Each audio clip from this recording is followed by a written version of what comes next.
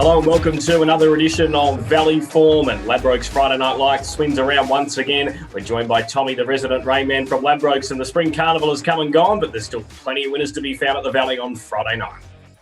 Absolutely, Benny. The winners do not stop this time of year. It's going to be a really good next few weeks at the Valley on the Friday nights. And I think this Friday in particular is a really interesting card. I think there's a fair amount of value to be found. So I'm really looking forward to getting stuck into it.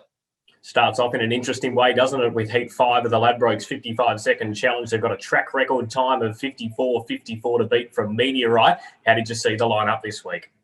Yeah, I think they don't have to be going really well to get near that record, Benny. But I think it's a pretty strong edition of the Labrox 55-second challenge. I think Condos Express has a really good chance to return to winning form here. Wasn't beaten far by Sartorial Splendor last start in the Labrox 55-second challenge. They ran serious time in that contest.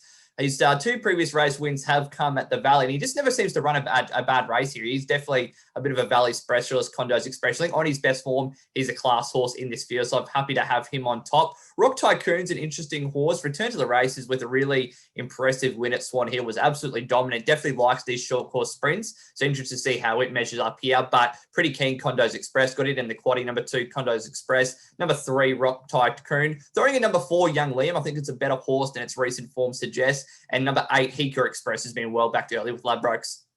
The Four Pines Refreshing Ale Handicap is over the Labrox Cox Plate distance of 2,040 metres, and I was keen on the chances of Crimson Ace here from the Busserton stable. I like that this horse is now third up for a spell and having its second run at the 2,000 metres. I think it's fit and ready to run a good race. Barrier 1 and will utilise the claim of Lachlan Neindorf. Drops from an open handicap and has a little bit of form around Scottish Dance, which I think ties in well for a race of this calibre. Crimson Ace on top for me. For the quaddie, Lord Boozeron's going to roll forward and give us sight. Number 3, Humble Pie from the Wild stable, and the Kamani team know how to train a stayer, and Deserved is racing well. Race 7, Benny, is the Seppelt Whites handicap. I'm quite keen on a bit of a Moonee Valley specialist here, Vungas.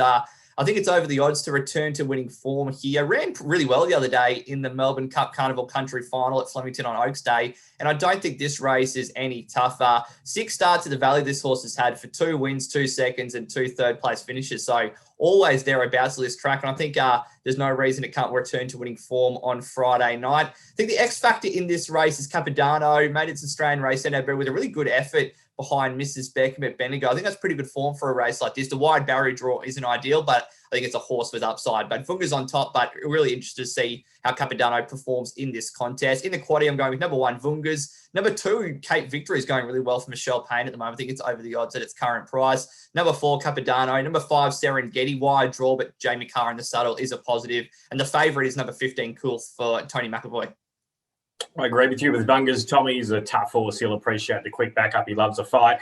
That takes us on to the last, which is the Labrox Easy Form Handicap. And I'm actually going the way of a horse called Kutara. A little bit of value. It's a big night for Gordon Strang trying to register a city win with this horse. It's only had 3 runs for the yard. I think they've all been terrific. It should have won 2 of them. It certainly should have won its latest race at Kyneton. I think the step up to 1,200 metres is ideal. And if the horse can settle a little bit closer to the speed, which it can do, I think Kutara is great each way value in the Lucky Last. So it is a wide end to the program. So we'll put number 1, our Luca, in as well, races well at the Valley. Also concede chances to Cataracta from the Eustace and Mars stable and Hell of a Bell from the Urel team. Numbers in the last 1, 7, 9 and 10. This is where the punters really focus in on. Tommy, your best bet of the entire card. Where did you go looking? Hopefully we can get the cash nice and early on Friday night with race 1, number 1, I Love the Game. Already been really well backed with Labrox early. Only had the 2 race starts, but shown plenty of promise in those 2 starts, in probably stronger company than this. And it's a horse that does seem to have a lot of tactical speed. Damien Oliver in the saddle. He's riding at the Valley on Friday night, which is a big thrill as well. So I think he'll go to the front here, really be able to control this race. I think it's a really good bet.